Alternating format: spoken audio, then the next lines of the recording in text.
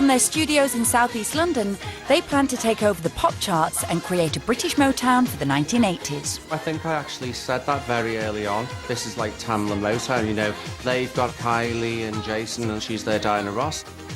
Breaking into the charts in July 1984, their first hit record wasn't by a sunny Australian soap star or a blue-eyed boy from the north. That accolade belongs to a 6-foot drag queen straight from the gay clubs of New York. Cult movie star and drag queen Divine had come to London to record a club track, and much to everyone's surprise, the new working production trio of Stock, Aitken and Waterman made it a hit.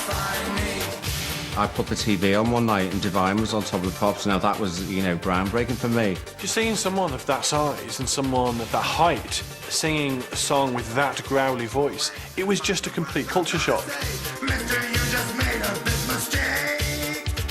Technology for me was what had to change that record. So we really spent hours and hours and hours over every part of the song because it wasn't our song. Turn around, stand up like a man and look me in the eye. We had to really work on the sound because once you saw Divine, you either fell off your chair laughing or you walked out the room and switched the telly off. We had a little radio alarm clock at home that used to go off at 10 o'clock in the morning, and just I'd hear a lot of records but I wasn't paying attention to them, and the first one I noticed purely for the syndromes on it was Hazel Dean's Wherever I Go, Whatever I Do, and I heard that sound, I thought, you know, that's kind of good enough for me, really.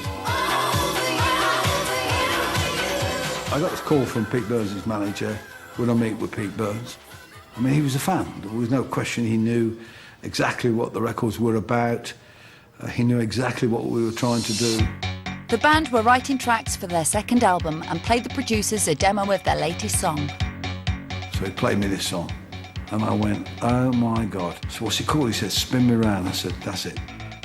That's the one. The minute he heard that track, and it went right above my head, you know, he went, press the girls, this is the number one, this is the number one. And I thought, yeah, okay. And I just didn't take it seriously. But the band's record company weren't convinced that the trio's high-energy club sound was right for Dead or Alive. The record company quite bluntly said, that's just music for queers. It's not going to get anywhere. The band stuck to their guns, and when the producers revealed the final mix, everyone was excited.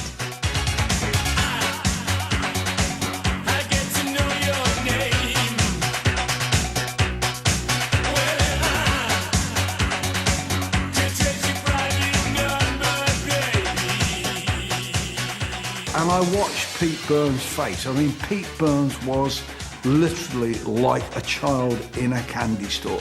He lit up. It was just like he was singing whatever he was going to sing, and they were constructing whatever kind of track they wanted to construct. And you put them together, and the tension was amazing.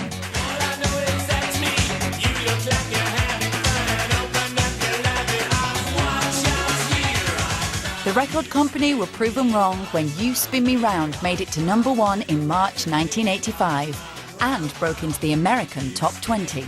It was the first of Stock, Aitken and Waterman's 13 #1 singles. Their hit-making skills would soon be in high demand, and there would be one very young pop mogul pestering Pete for a hit. When I first met him, I was begging him to work with me on one of my artists.